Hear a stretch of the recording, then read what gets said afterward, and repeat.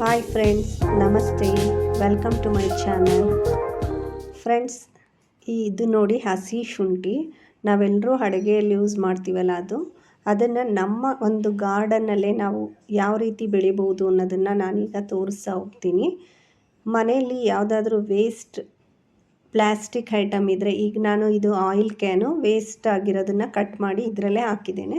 ಈ ಥರ ಚಿಕ್ಕ ಪಾಟಲ್ಲಿ ಹಾಕಿದ್ರೂ ಕೂಡ ಶುಂಠಿ ತುಂಬಾ ಚೆನ್ನಾಗಿ ಬರುತ್ತೆ.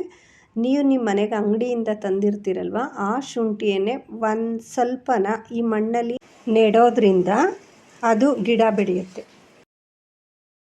ನೋಡಿ, ಇದು ಆಲ್ರೆಡಿ ಶುಂಠಿ ಬಲ್ತಿದೆ. ಈ ಶುಂಠಿ ಗಿಡದ ವಿಶೇಷತೆ ಏನು ಅಂದರೆ, ಇದು ಬಲ್ತಿರುವಾಗ ಇದ್ರ ಎಲೆಗಳೆಲ್ಲ ಈ ರೀತಿ ಒಣಗುತ್ತೆ. ಆ ಟೈಮಲ್ಲಿ ನಾವು ಶುಂಠಿಯನ್ನು ಕೀಳಬೇಕಾಗತ್ತೆ. ಇದರಲ್ಲಿ ನೋಡಿ ಎಷ್ಟೊಂದು ಗೆಡ್ಡೆಗಳು ಬಂದಿದೆ.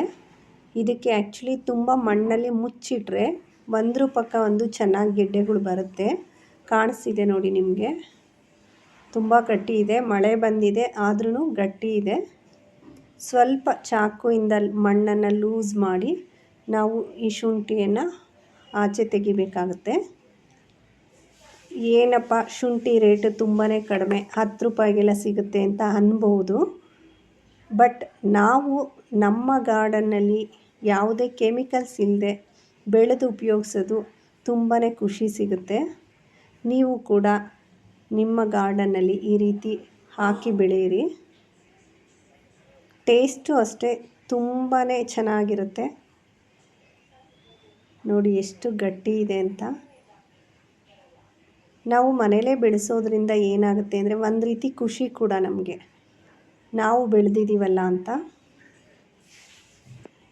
ಅಂತೂ ಇಂತೂ ಕಿತ್ತಾಗಿದೆ ನೋಡಿ, ಎಷ್ಟು ದೊಡ್ಡ ಗೆಡ್ಡೆ ಬಂದಿದೆ. ಇದು ಈ ಥರ ಚಿಕ್ಕ ಚಿಕ್ಕ ಪೀಸ್ ಆಗೇ ಬರುತ್ತೆ, ಏಕೆಂದರೆ ಗಟ್ಟಿ ಇರೋದ್ರಿಂದ ಫುಲ್ ಒಂದೇ ಸರಿ ತೆಗಿಯೋಕ್ಕೆ ಬರಲ್ಲ. 2-3 ಪೀಸು ಇದೆ ಅದರೊಳಗಡೆ. ಈ ಥರ ರೂಟ್ಸ್ ಜಾಸ್ತಿ ಇರೋದೆಲ್ಲ ಮತ್ತು ನಾವು ಹಾಗೆ ನೆಟ್ಟರೂ ಕೂಡ ಮತ್ತೆ ಅದರಲ್ಲಿ ಶುಂಠಿ ಬರುತ್ತೆ. ನಾನು ಸ್ವಲ್ಪ ಎಷ್ಟು ಬೇಕೋ ಅಷ್ಟನ್ನು ಕಟ್ ಮಾಡಿ ಮತ್ತೆ ಉಳಿದಿದ್ದೆಲ್ಲ ಅದೇ ಪಾಟಲ್ಲಿ ನೆಡ್ತಾ ಇದ್ದೀನಿ ನೋಡಿ. ಚಿಕ್ಕ ಪಾಟ್ಗಳಲ್ಲೇ ಹಾಕಿದ್ರೂ ಕೂಡ 2-3 ಪಾಟಲ್ಲಿ ಹಾಕ್ಕೊಂಡ್ರೂ ನಡೆಯುತ್ತೆ. ನೋಡಿ, ಇದೆಲ್ಲ ಕಿತ್ತರೂ ಏನಾಗಲ್ಲ, ವೇಸ್ಟೇ. ನಾನು ಇವಾಗ ಇಷ್ಟನ್ನು ಮಾತ್ರ ತೆಗೆದಿದ್ದೀನಿ. ಈ ಮಣ್ಣೆಲ್ಲ ವಾಶ್ ಮಾಡಿದ ಮೇಲೆ ಎಷ್ಟು ಚೆನ್ನಾಗಿದೆ ನೋಡಿ, ಆರ್ಗ್ಯಾನಿಕ್ ಶುಂಠಿ ಅಂತಲೇ ಹೇಳ್ಬಹುದು. ಸ್ಮೆಲ್ ಕೂಡ ಚೆನ್ನಾಗಿರುತ್ತೆ. ಎಷ್ಟು ಫ್ರೆಶ್ ಆಗಿದೆ ನೋಡಿ. Thank you friends, thank you for watching. ನಿಮಗೂ ಕೂಡ ಈ ವಿಡಿಯೋ ಇಷ್ಟ ಆಗಿದ್ದರೆ ಶೇರ್ ಮಾಡಿ, ಲೈಕ್ ಮಾಡಿ, ಸಬ್ಸ್ಕ್ರೈಬ್ ಮಾಡಿ.